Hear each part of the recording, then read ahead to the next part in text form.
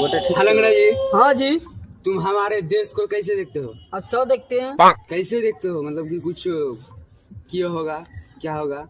जब यहीं पे मैच होगा वहीं जाना होगा। हैं?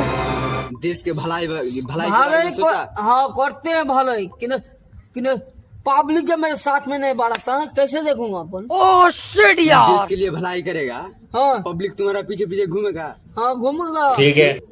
क्यों? क्यों? पूरा देश का जिम्मेदारी हम लिया। हाँ? पूरा देश का जिम्मेदारी हम लिया।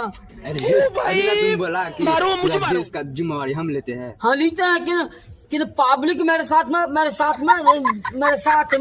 हाँ। घूमेगा तब तो होगा काम। अच्छा क्या काम करेगा? हम लोग आज से तुम्हारे पीछे घूमेंगे। एक पुल बनाना होगा। अच्छा। पुल? एक पुल। ये पुल बनेगा तब हो जाएगा देश की हाँ जिम्मेदारी। हाँ। अच्छा तुम्हारा डायलॉग बोलो। चीर दो फर्द किसी मोहब्बत में।